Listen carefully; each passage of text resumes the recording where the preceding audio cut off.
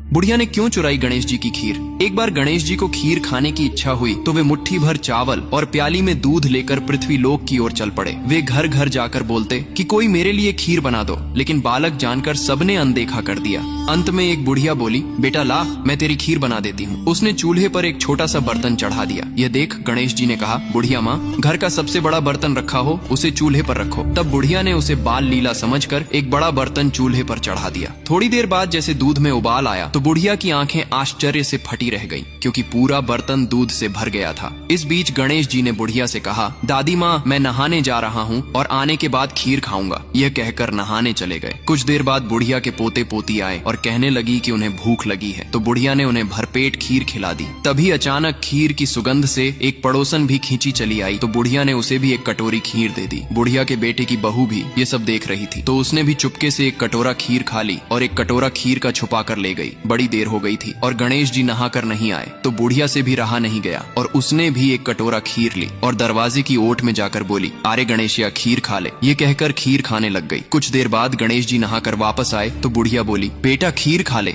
तब गणेश जी ने कहा, मैंने तो खीर खा ली। बुढ़िया आश्चर्य से बोली, बेटा कब खाई? तो गणेश जी बोले, जब तेरे पोते पोती, बहू और तूने खीर खाई तभी मेरा पेट भर गया था। तब बुढ़िया ने शर्मिंदा होकर कहा, बेटा बची हुई खीर का क्या करूं? तो गणेश जी ने कहा कि सारे नगर में बांट दो। बुढ़िया ने खीर सारे नगर में बांट दी, फिर भी खीर कम नहीं हुई। जब नगर के राजा को यह बात पता चली तो उसने बुढ़िया को दरबार में बुलाया और बर्तन भी मंगा लिया। जब राजा ने बर्तन का ढक्कन उठाया तो उसमें कंकड़ पत्थर भरे हुए थे। राजा ने डर के मारे बर्तन बुढ़िया को वापस लौटा दिया। घर आते ही बर्तन पुनः खीर से भर गया। बुढ़िया ने गणेश जी से पूछा, अब इस बची हुई खीर का क्या करूं? तब गणेश जी ने कहा, इसे घर के आंगन में गाड़ दो। बुढ़िया ने खीर से भरे बर्तन को घर के आंगन में गाड़ दिया और जाकर सो गई। इधर गणेश जी भी बुढ़िया के घर को लात मार कर चले गए। दूसरे दिन बुढ़िया जब सोकर उठी तो उसकी झोपड़ी की जगह एक आलीशान महल खड़ा था और खीर का बर्तन सोने और हीरे जवाहरातों से भरा हुआ था। हे गणेश भगवान, जैसा धन बुढ़िया को दिया वैसा सबको देना। कथा कहने, सुनने और हुंकार भरने वालों पर भी अपनी कृपा दृष्टि बनाए रखना। यदि कथा पसंद आई हो तो कमेंट में जय गणेश जरूर लिखें।